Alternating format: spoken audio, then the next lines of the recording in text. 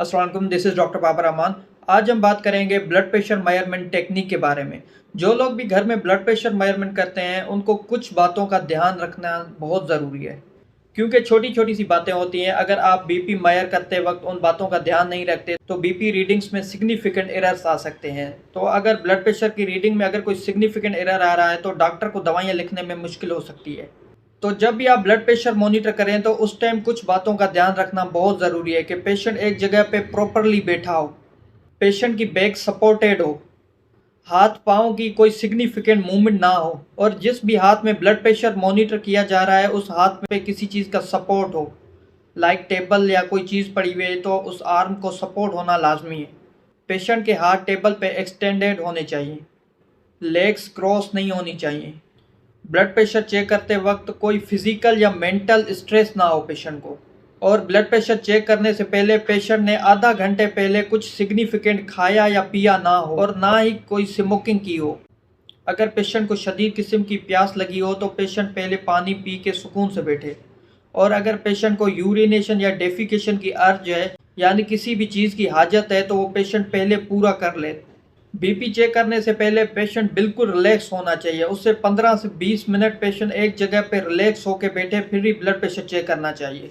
तो अगर ये चीज़ आप करेंगे तो ब्लड प्रेशर की रीडिंग सही आएगी, अदरवाइज ब्लड प्रेशर की रीडिंग सही नहीं आएगी। और इसके अलावा जिस भी आर्म में पेशेंट का ब्लड प्रेशर चेक किया जाए उस आर्म को सपोर्ट होना लाजमी है। अब काफ़ी सारे लोग ये सवाल करते हैं कि डॉक्टर साहब हमें लेफ्ट आर्म में ब्लड प्रेशर चेक करना चाहिए या राइट आर्म में।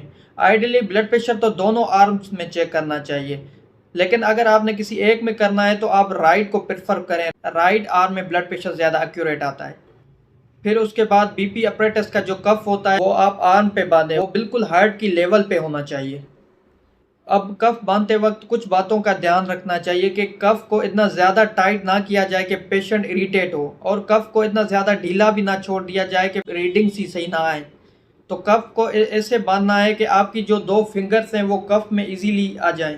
अब जो बीपी अपरेटस के कफ की जो दो ट्यूब्स होती हैं वो आपके हाथ के एंटीरियरली होनी चाहिए, मतलब सीधी होनी चाहिए, और मीडियम टूवर्ड्स बॉडी होनी चाहिए, बॉडी की तरफ होनी चाहिए दोनों ट्यूब्स। और फिर उसके बाद स्टेथोस्कोप रखना होता है। स्टेथोस्कोप जब भी प्लेस करें तो दोनों ट्यूब्स के बीच में रखें और मीडियम साइड होना चाहिए, बॉडी की तरफ होना चाहिए।